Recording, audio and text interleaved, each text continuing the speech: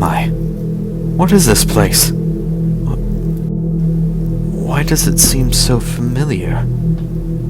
Have I been here before? Edward looked around confused. The last thing he could remember being at the sheds with the others, and now he's on a viaduct in the middle of nowhere.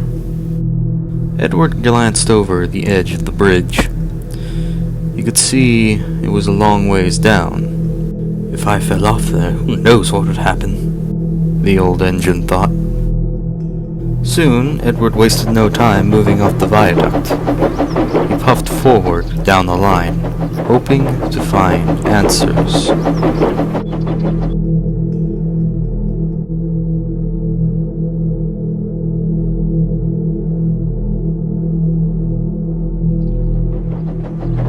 As Edward moved forward up the old branch line, he felt his boiler run cold. I might find the answers here, he said to himself. But little did the old blue engine know is that he will find more than just answers. As he went further up the track, he saw an old station up ahead, next to a lake.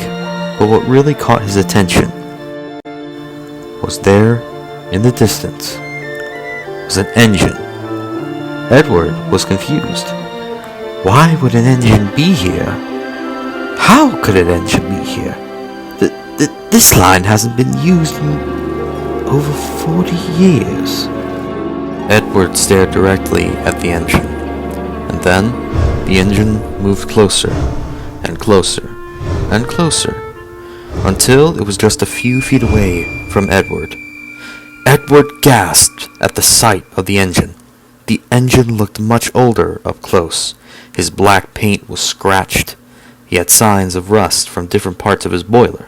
And most of all, his stern, cold face was battered and bruised, as if he was in a terrible accident. After a few moments of silence, the engine spoke. "Be careful what you wish to seek, Edward."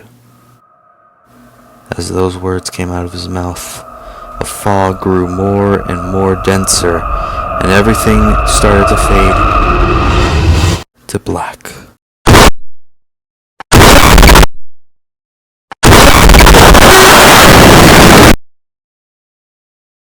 Edward opened his eyes wide open and glanced around to see where the old engine was, but then realized he was back at the sheds.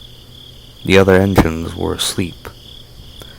Edward gave a sigh of relief, and then he glanced over on the other side, seeing Thomas and Gordon, both whimpering as they slept. Could they be having the same dream as I did? The old engine thought. Then he heard a voice from his left. "Edward, are you okay?" It was Toby. He was half awake and half asleep. "Is everything all right, Edward?" Toby asked once again.